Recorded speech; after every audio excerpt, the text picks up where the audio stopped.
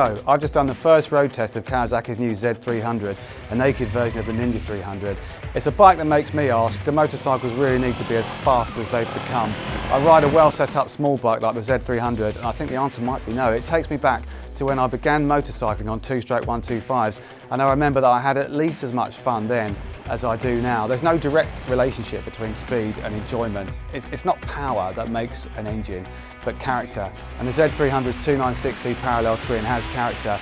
The same as the Ninja 300s, it's got the personality of a litre sports bike, perfectly scaled down, with everything just where it should be, including the red line way up at 13,000 RPM. It's only 39 horsepower, more than the 125s I just compared it to, but 5 less than KTM's RC390.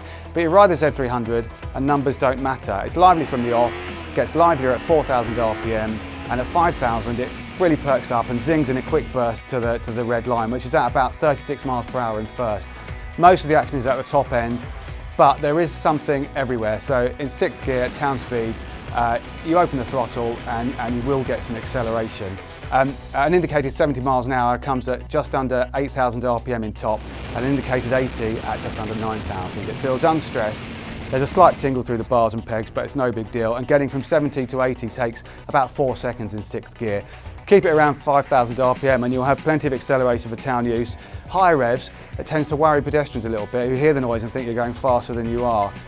It's excellent at slicing through traffic, weaving through rows of stationary cars with a generous steering lock. The mirrors are at a level and distance apart to sometimes clash with those of cars, so you have to wiggle the bars a bit to get through, but otherwise it's a traffic scalpel. The brakes are really good, there's more than enough bite from the front disc.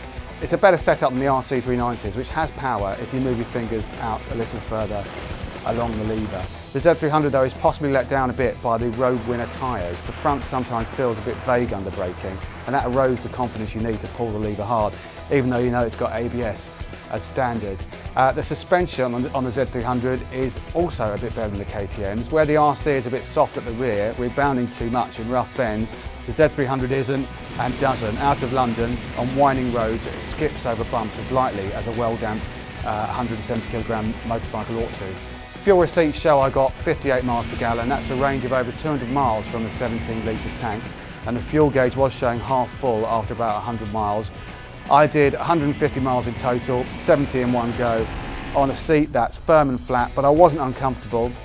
It wouldn't be my first choice of a bike to ride to Dundee on though, but it's no tourer, it's just a good fun small bike. It's 4,359 plus on the road charges, £500 less than the Ninja 300. The RC390 is 4,998 plus on the road charges. KTM's Duke 390 using the same platform is 4,499. I think I'd choose the Z300. It might be less powerful, but it's just as much fun and possibly more of a complete motorcycle with its excellent brakes and suspension. The real test for the Z300 and the Ninja 300 is going to be Yamaha's new 42 horsepower R3. I still say more power doesn't necessarily mean more fun, but if the R3 turns out to be just as much fun as well as more powerful, then the Kawasaki's have got a problem. Watch out for our first review of the R3 on April 14.